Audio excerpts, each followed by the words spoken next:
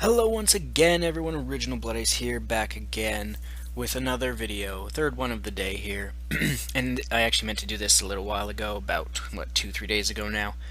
Finally got around to it, so my apologies, but here we go. This is my review of The Legend of Zelda, A Link Between Worlds for the 3DS. But first off, before I actually get into that, I forgot to say, now I'm not 100% sure, but it's possible that tomorrow, since it is December 1st, my first permaban on my main account in Dragon could be lifted. If it's not, and if that, like the one guy told me, after it's expired, you get a 2-week ban after that automatically, and then it's gone. I'm not sure. I guess we'll find out tomorrow. And I'll definitely do, well, maybe I'll do a video about it, maybe I won't, I don't know. Either way, I can just post about it on the Miiverse. But anyway, that's not here nor there. The point of this video is Legend of Zelda Link Between Worlds. So there might be a few spoilers in here, so you've been warned ahead of time. If you don't want any spoilers, if you're going to get the game like for Christmas or something, you know, then you don't need to listen to this video now. Or if you don't care for spoilers, go ahead or whatever. So, The Legend of Zelda Link Between Worlds. It's a fucking amazing game. I've never been a huge fan of top-down Zeldas. Like, I never even finished A Link to the Past in the first place, the original. But this game changed my mind.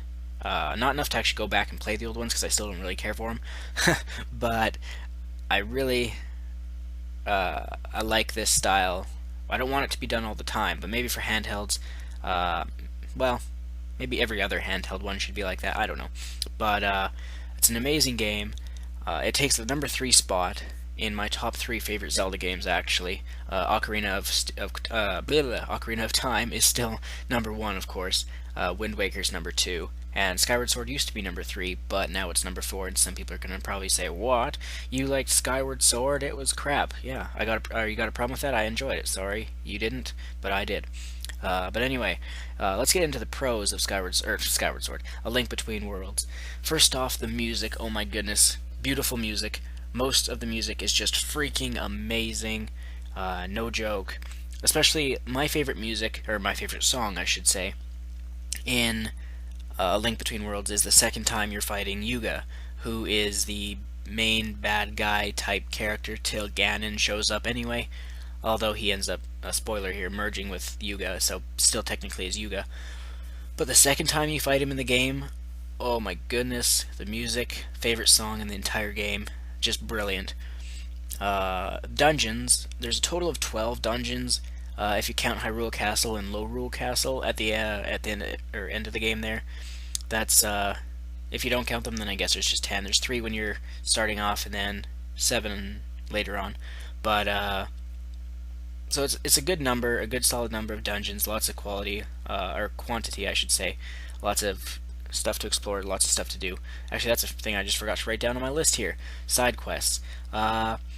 Not a whole bunch, at least that I've found. There's a few here and there, and they are good, but I don't really think it needs that many more side quests. Sure, maybe it would have been nice for replayability or something, but I don't know, whatever. But anyway, back to the dungeons. They're all completely different, as they should be, of course. Some are fairly easy to quite easy. Some of them actually have real head scratchers in there where you'll be like sitting there for like 15 minutes. You'll just be like, I know this is the room I have to be in to do something, or to continue on, but I can't figure out what. And then when you finally do, you're like, oh my god, I'm a fucking idiot, how did I not notice that? But, kind of typical with Zeldas. And then in puzzles in general, they're really well designed across the entire game, I gotta say.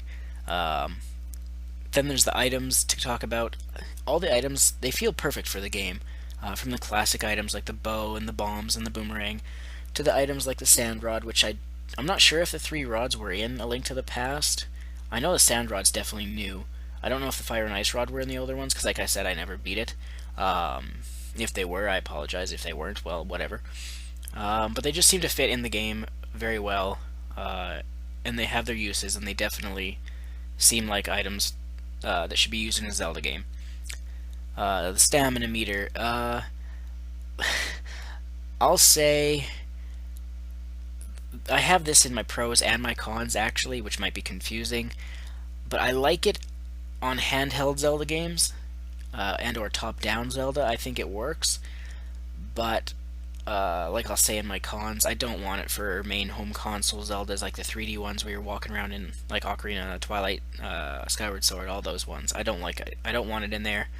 That was one of the things I wasn't really a big fan of in Skyward Sword. I didn't mind it, but I didn't really like it that much.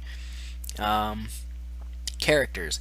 All the characters seem to have a bit of life to them, instead of just like, stupid little AIs that you just talk to and you're just kind of like, yeah, yeah, whatever. They all kind of seem like, at least to me anyway, maybe that's just because I love Zelda, it's my favorite video game series in the world, but for me, you just kind of, even with little characters, you just get sucked into what they're saying and you're just kind of like, oh, this is what you're saying in this, like, you're a character in this world and you want to talk to me and this is what you have to say. Um, Everyone from Link to Zelda to the Sages to Ganon to Yuga especially. I like Yuga a lot more than Girahim. Girahim was creepy, but I don't know. I like Yuga's music. It was pretty awesome. And the Zoras, everyone basically in the game, they just seem to have a bit of life to them, which is just a nice little magical touch from Nintendo.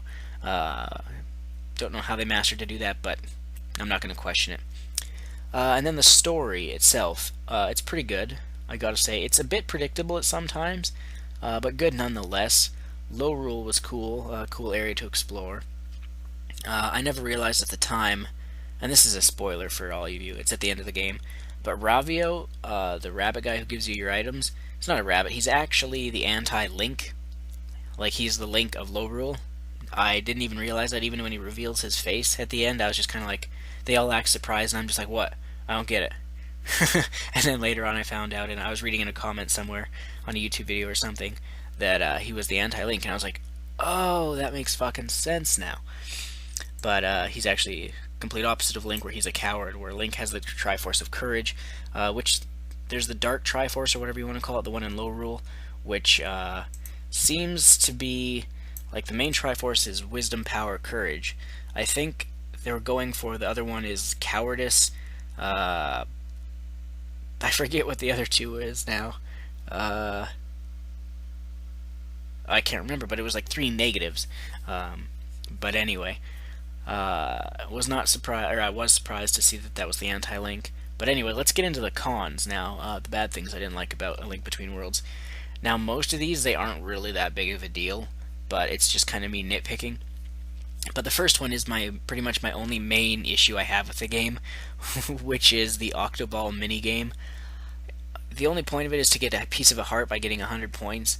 It's just so ridiculously hard, and people say it gives way too much control to the player. It's like literally pure skill supposedly, but I can't master it. I've played it for like 2 hours and I can't get it done. I'm just like, fuck it, I already have 19 out of the 20 hearts. It's not worth it to get that heart piece, so whatever. Stamina meter, like I said in my pros, which I like it for top-down Zeldas, but I just don't want it for home console Zelda games, so it's not really a con, it's just to be mentioned in cons. Like, if this was put into a home console Zelda game, then it would be a bad thing, in my opinion. Next thing on the cons is Ruby galore, or Rupee, I should say, galore. Like, holy crap, this game really focuses on rubies. It's not even freaking funny. For buying everything from renting Ravio stuff to buying them, expensive, man. The 3 rods are like, it's only like 100 to rent, but then it's like another 1,200 to buy them. So that's already like, what are we at? 24, 36, like 3,900 or something there. My math might be wrong, I don't know. But, and then the other things are like 800 each, and it's just expensive. Like, no Zelda game before has focused so heavily on frickin' rubies. It's ridiculous. And there's a freaking Great Fairy Fountain where you throw 3,000 rubies into it, wasting, like, just tossing them away in order to get a bottle. And it's just like, oh my goodness, so much is needed for money in this game. Or money is needed for so much in this game. The next thing, this is kind of, it's not really a big deal, but it's an issue I have anyway. This is the first Zelda game that has 5 bottles. Why do we need to break the tradition of 4? 4 was such a good number for bottles. But it's not even you need these. It's not like the game is that brutally hard on you. I don't think I died very many times. I think I died twice, maybe? Once for sure. Twice, maybe. Yeah, once in a dungeon, and once... There's once on the ice dungeon, and once on the final fight with Ganon, because I didn't know what I was supposed to do at one point, so I got killed. But you really don't need 5 bottles. A better item could have been put into the game in its place to take its slot in the inventory system. What that could have been, I don't really know. Maybe just a side quest, fetching quest or something. I don't know. Kind of like how, well, not the big Goron sword, but I don't know, something. Nintendo could have figured something out. And then another thing here for the cons, my last thing, is no redeads. Now, unless the mummy guys were them, in which case they didn't actually scream or anything at you, that was just pathetic, and that sucks. Redeads are like my favorite enemy in Zelda games, if you want to count them as an enemy. I mean, they're kind of, doesn't look like they really have much of a mind of their own, they're just kind of zombies, but whatever. If they were the redeads, well, I apologize, they were just sad, and they should have screamed at you and paralyzed you in fear, but otherwise, no redeads in the game, very disappointing. But that's about it for the cons of the game I have. So overall, I give Zelda Link Between Worlds a score of 9.5 out of 10. It is one of the best Zelda games in years, so if you have a 3DS and you don't have this game, what is wrong with you? Go get it, unless you're just not a fan of Zelda, in which case, I don't even know what to say to you. But you should really get this game, check it out. And also, a final little point I wanted to point here, or say here, was I think Ravio should actually be a Smash Bros. Character. I think he could work pretty well. I don't know how many people have actually come across that thought, maybe it would, or even thought of that themselves. But just listen to me for a second here. He could use his bag of items or whatever to use as his attacks. You know, he could reach into a bag for one of his over A or whatever, or over B, and he could pull out, you know, the bow and arrow, or he could use this, well, maybe not the same weapons that Link has. Let him use the fire rod, the ice rod, the sand rod, and the hammer, maybe? I don't know. Anyway, something like that could work. So, that's about it, I gotta say. So, that's my review of Legend of Zelda, or The Legend of Zelda, A Link Between Worlds. Hope you enjoyed. Stay tuned. More videos coming soon, as always.